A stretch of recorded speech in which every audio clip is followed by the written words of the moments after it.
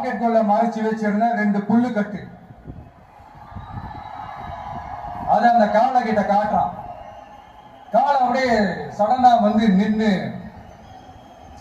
அது மூடெல்லாம் மாறி அந்த புல்லுக்கட்டை சாப்பிட ஆரம்பிச்சிருச்சு. அந்த சின்ன பையனும் அந்த காளையை அப்படியே தடவிக்கிட்டு வரான். காளையும் பக்கத்துல ஒரு குழந்தை மாதிரி நடந்து வந்துகிட்டு வருது. பக்கத்துல இருந்த ஒரு வயல்வெளியில அந்த காளையை மேய விட்டுட்டு வரான். மக்கள் எல்லாரும் அந்த பையனை ஆச்சரியமா பாக்குறாங்க. அந்த அடிபட்டு கிடந்த அந்த அனுபவசாலிங்க தலைய தொங்க போட்டு நின்றுட்டு இருக்கிறாங்க. ஏன்னா பேசின பேச்சு அப்படி.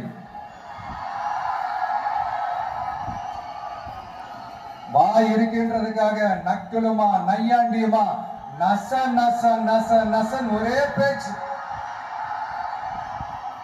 என்ன பண்றது? தலைய குனிஞ்சு அப்படியே நின்றுட்டு இருக்கிறாங்க.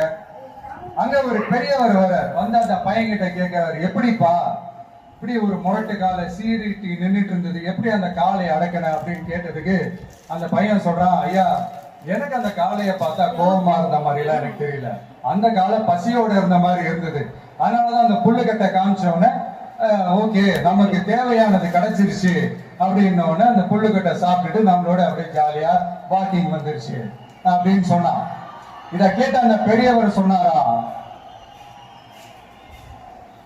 இந்த சின்னவங்க பெரியவங்க அனுபவம் இருக்கிறவங்க அனுபவம் இல்லாதவங்க இதெல்லாம் விஷயமே கிடையாது.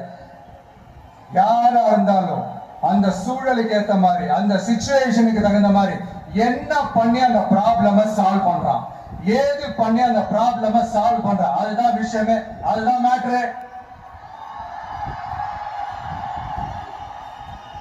சோ நீ சூப்பர்ப்பா, என்ன ப்ராப்ளம் வந்தாலும் நீ சால்வ் பண்ணிடுவ அப்படின்னு முதுகுல தட்டி கொடுத்துட்டு அந்த பெரியவர் போறார். இப்போ அந்த கதையில அந்த முரட்டு ஜல்லிக்கட்டு காலை தான் நம்ம தமிழ்நாட்டு அரசியல் களம். அந்த பெரியவர் தான் நம்ம தமிழக மக்கள். அந்த பாக்கெட்டுக்குள்ள ஸ்டைலா தில்லா கெத்தா ஒருத்தன் உள்ள வந்தா பாருங்க, அவன் தான்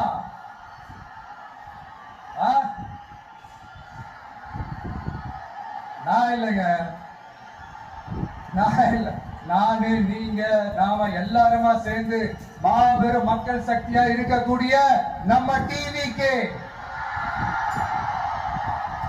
அதுதான் அந்த சின்ன பையன்.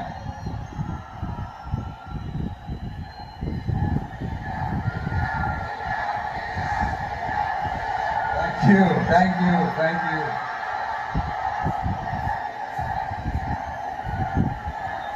மக்களை